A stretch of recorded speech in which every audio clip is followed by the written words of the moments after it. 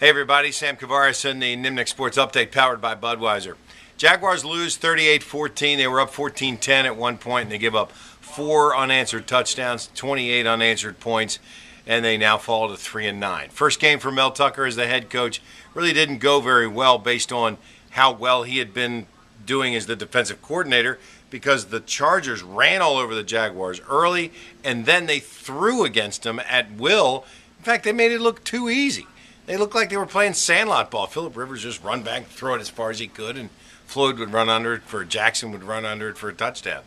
You know, that's a product of playing 3 guys in the defensive backfield who literally were not in the NFL 10 days ago.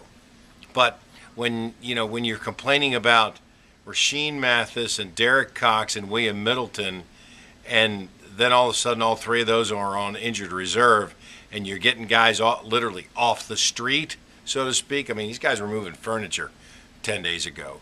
It doesn't bode well when you've got a guy who can throw it like Phillip Rivers. So Maurice Jones-Drew becomes the leading rusher in the National Football League, and that's good.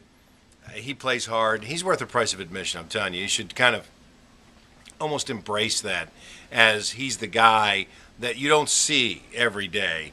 Plays hard, plays every play, runs, throws. He had 97 yards rushing, 91 yards receiving.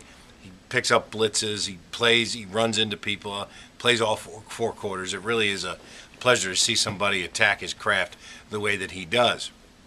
Blaine Gabbert, on the other hand, John Gruden said it best. He hadn't gotten better in 10 weeks. Same Blaine Gabbert in week 13 as Blaine Gabbert in week 3. Didn't talk to the media really yesterday after the game either. So, a little pouty. And they were alluding to his timidity in the pocket when they were talking about at some point in the National Football League, you've got to step up and look down the barrel of the rifle if you're going to throw that thing and be successful. Rivers did it a few times. Gabbert still hasn't done it. We're still giving him the benefit of the doubt.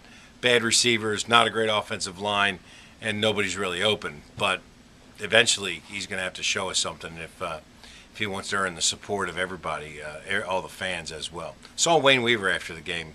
Pretty emotional about this thing winding down to an end. Finance committee meeting on Tuesday, where Shad Khan will be approved.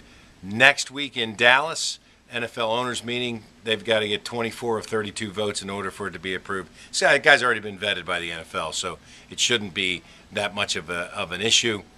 We'll probably see Khan and Weaver in the stadium on January 1st, literally, as Wayne's final game as the owner, and Khan will formally sign the papers on January 4th. The Weaver era coming to an end. I got to tell you, Wayne's pretty emotional about it. It's kind of interesting that he feels that kind of affinity, not just for his team but for this town as well. 3-9 isn't going to cut it, but it's a big evaluation process once again for the next 4 weeks. Home against Tampa Bay, road against Atlanta, road against Tennessee, and then home on January 1st against the Indianapolis Colts. I'm Sam Kavaris, and that's the Nimnik Sports Update powered by Budweiser.